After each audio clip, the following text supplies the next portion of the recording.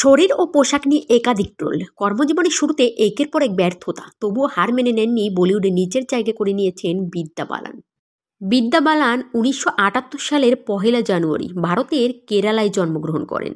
তার পিতামাতা তামিলীয় বংশোদ্ভূত। বিদ্যার বাবা একজন ডিজি কেবল প্রতিষ্ঠানের নির্বাহী সহসভাপতি এবং মা সরস্বতী বালান গৃহিণী। বিদ্যা ও তার পিতামাতা বাড়িতে মালায়ালম এবং তামিল ভাষা ব্যবহার করতেন। বিদ্যা মুম্বাইয়ের চেম্বুর উপশহরে বেড়ে ওঠেন এবং বালিকা উচ্চ বিদ্যালয়ে পড়াশুনো করেন। খুব ছোট বয়স থেকেই অভিনেত্রী শাবানা আজমি ও মাধুরী দীক্ষিতের দ্বারা প্রভাবিত হবার কারণে চলচ্চিত্রের প্রতি আগ্রহী ছিলেন তিনি। 16 বছর বয়সে তিনি একতা কাপুরের পরিচালিত হাম্পান সাইটকমের প্রথম সিজনের রাধিকা নামে এক তরুণীর চরিত্রে অভিনয় করেন। এই ধারাবাহিকে সাফল্যের পর তিনি ধারাবাহিকের আর অভিনয় না করে চলচ্চিত্র পেশায় মনোযোগী হয়েছিলেন। বিদ্যার পিতামাতা তার এই সিদ্ধান্তে সম্মত থাকলেও তারা প্রথমে পড়াশোনা শেষ করার বিষয়ে উৎসাহ যোগান দিতেন। তাই তিনি এন্ড জেভিএলস কলেজের সমাজবিজ্ঞান বিষয়ক স্নাতক বর্ষে অধ্যয়ন শুরু করেন এবং পরবর্তীতে তিনি মুম্বাই বিশ্ববিদ্যালয় থেকে একই বিষয়ে স্নাতকোত্তর ডিগ্রি অর্জন করেন। 2001 সালে প্রধান নারী চরিত্র হিসেবে এন লিঙ্গুস্বামী পরিচালিত রান 2002 চরিত্রে কাজ করেন। যদিও চলচ্চিত্রের প্রথম শুটিং সম্পন্ন হবার পরেই তাকে না জানিয়ে বাদ দিয়ে দেওয়া হয় এবং তার পরিবর্তে মীরা জেসমিন এতে কাজ শুরু করেন।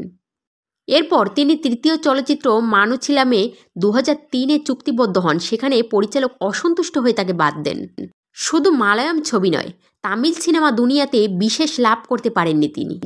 বাংলা ছবি ভালো থেকেও ডেবিউ করার পর বিদ্যা বালান পরিণীত ছবির জন্য অডিশন দেন পরিচালক প্রদীপ সরকারের সুপারিশে। তবে 6 মাস ধরে বিদ্যা বালানের একাধিক অডিশন ও স্ক্রিন টেস্টের পর প্রযোজক রাজি হন তাকে ললিতার চরিত্রে নিতে।